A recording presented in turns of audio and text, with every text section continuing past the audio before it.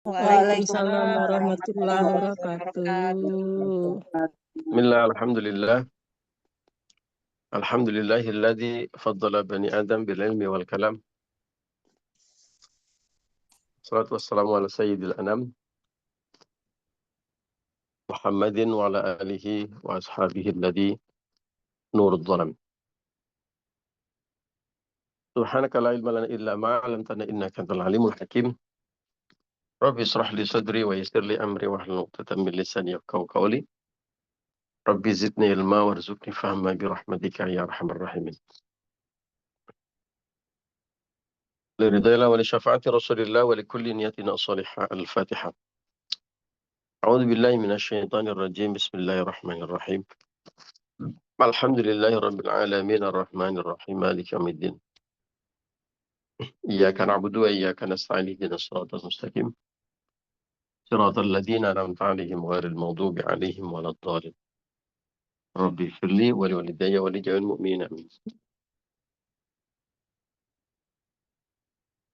Bapak Ibu dan teman-teman rahimakumullah, alhamdulillah pagi hari ini kita bisa kembali bersilaturahmi, ngaji bersama. Silaturahmi dan ngaji ini fadilahnya luar biasa, keutamanya luar biasa. Mudah-mudahan kita semuanya mendapatkannya dan kita bisa istiqomah. Allahumma amin ya rabbal alamin. Amin ya rabbal alamin. Alhamdulillah Allah memberikan begitu banyak fasilitas dan kemudahan kepada kita untuk bisa ngaji dan silaturahmi. Dengan teknologi kita tinggal klik saja, ya. Jadi sangat berlimpah karunia Allah, ya. Kalau dulu orang ngaji dan silaturahmi itu perlu usaha, effort yang luar biasa, sampai harus menempuh perjalanan ribuan kilometer, bahkan harus dengan jalan kaki, dengan pengorbanan yang luar biasa. Sekarang tinggal klik, bangun tidur tinggal klik. Yang penting mau saja, gratis lagi, ya. Kalau dulu bingung mau ngaji harus mencari bekal, sekarang gratis.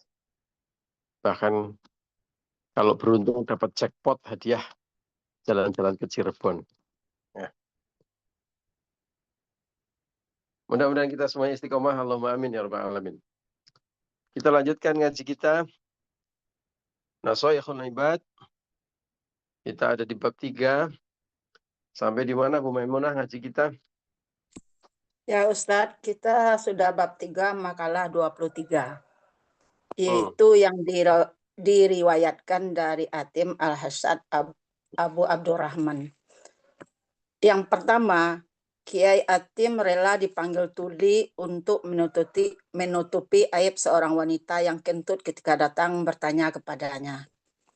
Yang kedua, setiap pagi setan berkata kepada Kiai Atim, "Apa yang kau makan?"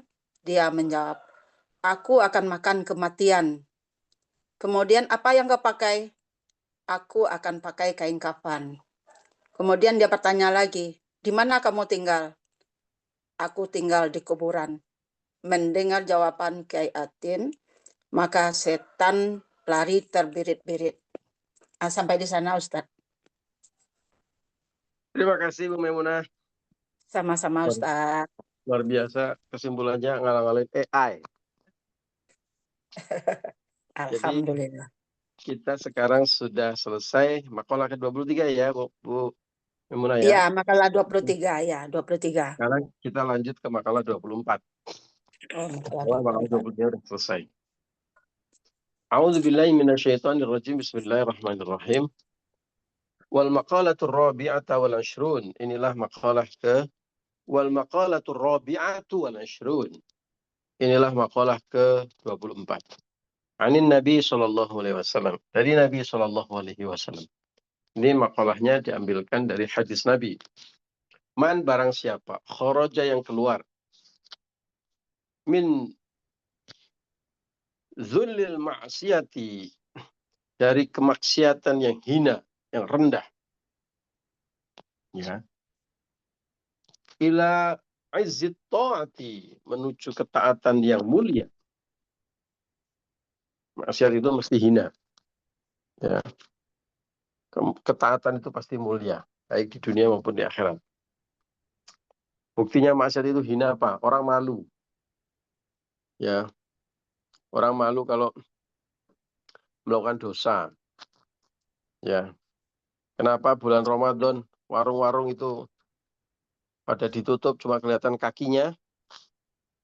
Karena yang makan makan di siang hari malu. Ya, ketahuan. Jadi kalau di bulan Ramadan kaki-kaki pada makan. Karena yang kelihatan cuma kakinya aja. Ya. Kenapa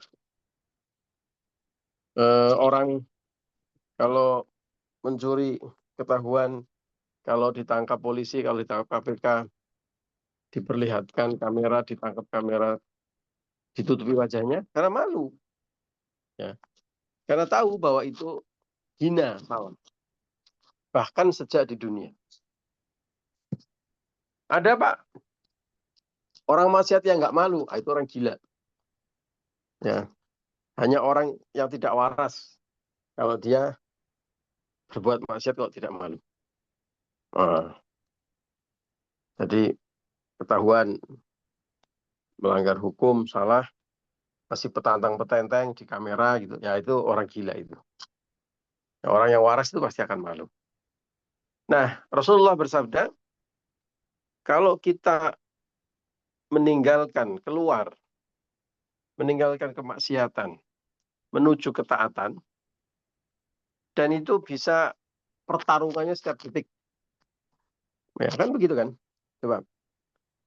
Kita pagi-pagi berangkat ke kantor. Ya. Pilihannya begitu banyak pagi-pagi nih. Sebelum berangkat. Mau taat atau mau maksiat. Ya. Mau taat atau tidak taat. Itu pilihan setiap hari tuh. Every single second. Setiap detik bukan setiap hari. Dari melek mata, pagi-pagi melek gitu ya. Pilihannya taat atau maksiat. Kalau taat bangun alhamdulillahirrabbilalamin. Alhamdulillahilladzi ahyana ba'dama amatana wa ilaihin nusur. Ya Allah, segala puji bagi Engkau ya Allah yang telah menghidupkan aku kembali setelah sekian jam aku mati. Nah, tidur kan mati kan? Kita nggak ingat apa-apa, nggak bisa ngapa-ngapain. Orang nyolek-nyolek, orang apa namanya menghibah kita, ya kita diam saja orang kita tidur. Ya, kita nggak bisa ngapa-ngapain selama tidur. Kemudian dihidupkan lagi jam 4, setengah 5, kadang-kadang kalau telat ya jam 5 gitu. Bangun, dalam keadaan sehat, mata kita bisa melihat, hidung kita bisa menghirup udara segar, badan kita nyaman, tidak meriang. Syukur kan? Pilihan taatnya adalah berdoa, alhamdulillah, menyatakan rasa syukurnya, karena Allah telah menghidupkan kita kembali. Ya. Pilihan maksiatnya apa? Pilihan tidak taatnya apa? Bangun, sadar, melek, kencing, tidur lagi. Mbak Surip. Ini mazhab itu Mbak Surip ya. Bangun, tidur lagi. Sementara yang kanan, yang ahli kanan ini, ahli ketaatan ya bangun, alhamdulillah, lalu ambil air wudhu, sholat. Nah, itu kan pilihan setiap detik kan. Oke, habis sholat. Pilihan taatnya lagi apa? Bersalam-salaman, berdoa, lalu ambil Al-Quran. Habis tadarus ngapain lagi? Bikin kopi untuk sang suami tercinta. Ya, nyiapkan snack pagi yang sehat, diniati ibadah. Lalu tersenyum kepada sang suami tercinta. Mas, mau minum apa? Lalu suaminya juga menyambutnya dengan gembira. Mau minum kamu saja, Bu. Loh, kok minum kamu? Kebablasan. Ya. Sementara pilihan maksiatnya apa? Bangun tidur, sudah tidak berdoa, kencing, tiduran lagi, kegoleran, ambil handphone, lihat konten-konten negatif. Tuh kan, pagi-pagi sudah banyak pilihan itu, mau kanan atau mau kiri. Terus seperti itu sepanjang hari, sampai mau tidur lagi. Pokoknya pilihannya kanan atau kiri. Surga atau neraka, taat atau maksiat. Nah, barang siapa yang meninggalkan kemaksiatan menuju ketaatan, sabda Rasulullah Shallallahu Alaihi Wasallam, maka aghnahullahu ta'ala min ghairil mali, min ghairi malin. Maka Allah akan membuat dia menjadi kaya raya min ghairi malin, bahkan ketika tanpa harta. Tuh. Ini makanya kajian pagi hari ini kita kasih judul tips menjadi seorang yang kaya raya sejati. Ini lanjutan, seolah-olah seperti lanjutan dari ngaji kita di Sabtu kemarin. Meskipun di makalah yang berbeda, tapi temanya masih dekat. Ya. Mari kita berhitung. Kembali memperdalam makna kaya dan miskin. Seperti kita ngaji hari Sabtu kemarin, hakikat kaya itu apa sih? Hakikat kaya adalah cukup, bukan kepemilikan atas material tertentu. Ya. Jadi hakikat kaya itu sebenarnya ada di dalam hati kita. Karena seolah-olah kekayaan itu berhubungan dengan material, harta, benda yang kita miliki. Tapi sebenarnya tidak. Ya, kepemilikan harta itu satu hal. Kekayaan itu hal yang berbeda.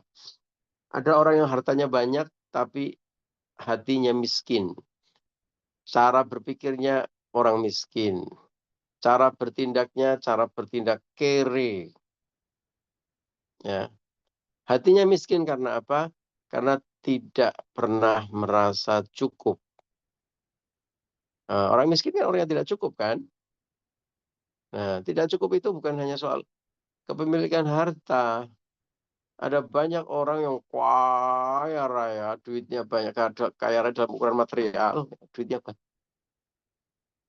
Tapi hakikatnya hatinya miskin.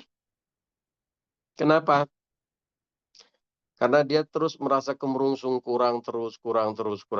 Rekeningnya mulai dari 5 juta, panik.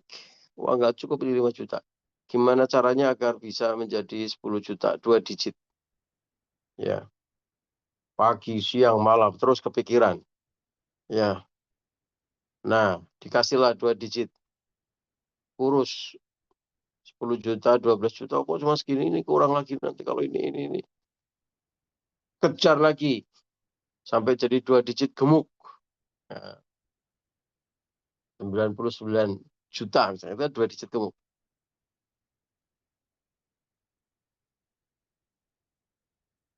Kejar lagi, gimana untuk dapat 3 digit. Terus tidak ada habisnya, hatinya selalu kekurangan. Mungkin dia punya harta, tapi hakikatnya dia orang miskin karena hatinya selalu merasa kekurangan. Menjerit terus kekurangan terus. Kurang. Nah, dan otomatis ya tidak bahagia, wong. Merasa kekurangan terus. Ya. Mindsetnya, cara berpikir orang miskin. Karena hatinya kurang, ya merasa kurang terus. Maka mindsetnya, cara berpikirnya adalah gimana terus mencari harta, terus mencari uang. Kalau perlu dengan segala macam cara. Ya, cara yang baik-baik dihabisin. Sampai kurang waktu istirahat, kurang waktu buat keluarga, kurang waktu buat bertetangga, ya bersosialisasi. Nggak sehat hidupnya karena tidak life balance, ya tidak seimbang hidupnya. Udah ubah-ubah pekerjaan terus, ya. Itu yang baik, itu masih kategori halal tapi nggak baik, ya bukan baik. Halal tapi nggak baik. Halal tapi tidak thayyib. Ya karena kan jelas dalilnya kan misalnya li badanun hakun. Setiap badan itu punya hak termasuk untuk istirahat. Ya. Allah menciptakan malam hari wal laila libasa. Malam hari itu untuk libas, untuk pakaian, untuk istirahat. Tapi untuk kelompok orang yang mindsetnya miskin, ya pagi, siang, malam, ya nggak peduli apapun yang dikejar-kejar oleh harta. Itu mindset orang miskin, cara berpikir orang miskin. Dan kemudian ujung-ujungnya ya menghalalkan segala cara. Alhamdulillah. Itu mindsetnya orang miskin. Semuanya dilihat uang. Nah, ayo Bapak Ibu kita ngaji ke Cirebon. Ada uangnya nggak? Oh, misalnya. Ini Bapak Ibu kita di kantor ada pekerjaan ini. Itu kira-kira nanti ada bonusnya nggak? Terus semuanya dilihat mindsetnya uang, uang, uang. Kurang, kurang, kurang, kurang. Cari, cari, cari, cari. Kalau perlu segala macam cara ditempuh. Itu mindset orang miskin. Cara berpikir orang miskin. Nah, cara berpikir itu nanti membawa cara bertindak. Ya, cara bertindak ya otomatis sehari-hari nanti cara berpikirnya itu dipraktekkan. Bertindaknya ya yang dikejar itu material saja, uang saja, harta saja. Dan ketahuilah saudaraku, orang kalau seperti ini tidak akan pernah merasa cukup, tidak pernah akan merasa puas. Jadi hatinya ya kemerungsung terus, minta tambah terus, mindsetnya ya boleh duit, cari duit ya. Kerjaannya, tindakannya ya itu terus. Karena tidak pernah merasa cukup, maka tidak pernah datang kebahagiaan. Itulah orang yang dikejar harta. Makanya ada pepatah yang mengatakan,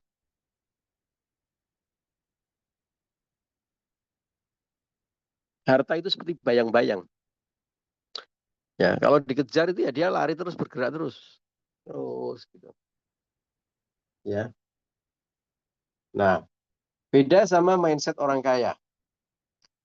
Mindset orang kaya selalu punya rasa syukur. Bekerja keras, profesional, tapi life balance ya tetap ada balance, keseimbangan, kapan waktu buat keluarga, kapan waktu buat ibadah, kapan waktu buat istirahat, kapan waktu buat tetangga, teman-teman, ya, kapan waktu buat berkhidmah kepada umat masyarakat, dan kapan waktu untuk bekerja. Nah, itu karena merasa yakin bahwa Allah akan membagi rezeki dan itu tidak akan tertukar, maka kita wajib menjemput rezeki itu dan bekerja profesional, bekerja maksimal, tapi tetap life balance, ya, tetap seimbang dengan kebutuhan-kebutuhan kita yang lain. Yang kedua tadi, yang pertama yakin, ya, yakin cukup, Allah akan memberi kecukupan. Yang kedua, profesional, bekerja maksimal untuk menjemput keyakinannya tersebut. Yang ketiga, mindsetnya adalah bersyukur. Nah, dengan 3 mindset itu, maka orang akan merasa cukup. Allah pasti, jadi yakin itu mengatakan Allah pasti memberikan yang cukup. Nah, kemudian keyakinan atau mindset ini kemudian dibawa ke dunia nyata, aplikasinya dalam kehidupan sehari ya begitu. Ya, bekerja dengan penuh keyakinan. Yang Allah saja menjamin dabah atau serangga yang anonim nggak jelas namanya. Allah saja menjamin setiap burung yang pergi terbang pagi dalam perut lapar, pulang pasti kenyang. Masa kita yang lebih ganteng daripada serangga, lebih cantik daripada burung-burung itu kalah sama mereka? Kan nggak mungkin. Ya, itu berangkat dari keyakinan. Maka nggak kemerungsung. Ya, maka nggak galau. Orang punya keyakinan yang kokoh. Ya, orang kalau nggak punya keyakinan seperti itu, waduh, was-was saya takut terus. Wah, tetangga dapat apa ini? Wah, kompetitor kita bikin promosi apa? Nggak bisa tidur. Ya, waduh, teman saya promosi, saya tidak promosi. Naik jabatan, saya tidak naik jabatan. Gimana caranya? Halalkan segala cara untuk naik jabatan. Suap sana, suap sini. Lobi sana, lobi sini. Sementara orang yang punya penuh keyakinan, bismillah, Allah pasti cukupkan semuanya. Yang penting saya bekerja dengan maksimal, selesai. Ya kan, asik kan? Nah, demikian juga kalau proses sedang berjalan, banyak cobaan, banyak tantangan. Orang yang pola pikirnya miskin, wah galaunya luar biasa. Ya. Sementara orang yang punya mindset kaya, ya tenang saja. Oh ada tantangan ini. Oh ya bismillah. Ini menguji kesabaran saya untuk saya bisa lebih baik lagi. Kita lalui. Oh ya inilah bekerja. Pasti ada kesulitan, ada tantangannya di lapangan.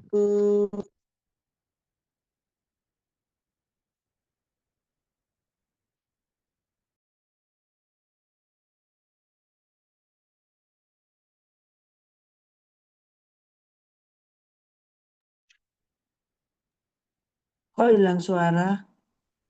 Mati. Nah, ada Oh, udah. gangguan teknis. Nah, saat menerima hasil juga begitu. Orang kaya akan selalu mengatakan, Alhamdulillah ala kulli halin wa nikmatin. Ya Allah, terima kasih Engkau telah menganugerahkan rizki. Insya Allah cukup. Dengan prinsip dan pola pikir bersyukur seperti ini, maka Allah akan terus tambahkan nikmatnya. Sementara orang miskin selalu merasa kurang. Waduh, gara-gara si A. Kemudian kalau sudah merasa kurang, blaming others, menyalahkan orang lain. Kemudian muncul iri dan dengki. Kan begitu kan, penyakit-penyakit hati muncul kan. Nah, orang yang taat kepada Allah dan meninggalkan kemaksiatan, jaminan Allah yang pertama, pasti akan dibikin kaya, akan dibikin cukup oleh Allah. Ya. Dan kalau dibikin kaya dan dibikin cukup, maka dibikin tenang hatinya, tentram hatinya, karena penuh rasa syukur. Karena itu bahagia hidupnya. Allahumma amin ya rabbal alamin. Dan itu bukan berarti, oh itu kan kaya yang dimaksudkan oleh Ustadz kan kaya sejati, artinya tidak dapat duit beneran. Enggak. Karena jaminan Allah akan mencukupkan, ya pasti cukup. Ya. Kalau berlebihan, tidak. Karena berlebihan itu juga bisa problematik. Ya, begitu berlebihan, malah oleng nanti. Ya, naudzubillah. Banyak kan kasus begitu kan. Buat kita kan nggak penting berlebihan naik mobil tingkat 4 misalnya. Naik mobil kotak sabun yang mahal itu. Nggak perlu kan. Yang penting kita bisa pergi sesuai dengan keinginan kita mau kemana. Ya syukur-syukur perginya cepat, nyaman gitu. Sudah kan cukup kan. Tidak perlu kemewahan. Nah, bisa jadi nanti kemewahan malah menjerumuskan. Ya. Kalau orang rajin ibadah, orang meninggalkan maksiat, pasti Allah akan cukupkan. Dan Allah akan membuat kaya sejati. Dan kaya sejati itu ya bukan berarti, oh kalau kaya sejati berarti nggak punya duit dong Pak. Enggak juga. Kan dengan logika tadi, logika yang kita bangun misalnya. Kalau orang kaya yang berpikir dengan cara mindset kaya, dia akan profesional, dia akan bekerja dengan penuh ketenangan, ya. Maka otomatis juga atasannya pasti senang. Ya kan? Customernya pasti senang, anak buahnya pasti support. Jadi bukan berarti bahwa yang disebut kaya sejati itu cuma kaya hatinya saja. Secara fisik, material juga akan dicukupkan oleh Allah. Bukankah Allah juga menjamin in syakartum la azidannakum. Kalau kita bersyukur akan ditambah nikmatnya. Padahal tadi salah satu indikator orang yang punya mindset kaya adalah penuh rasa syukur. Jadi insya Allah dunia dapat, akhirat dapat dan dunia mengikutinya. Allahumma amin ya rabbal alamin. Bapak Ibu demikian ngaji kita pagi hari ini. Mohon maaf atas segala kekurangan dan kesalahan. Allahul muwaffiq ila aqwamit thoriq. Assalamualaikum warahmatullahi wabarakatuh. Waalaikumsalam warahmatullahi wabarakatuh.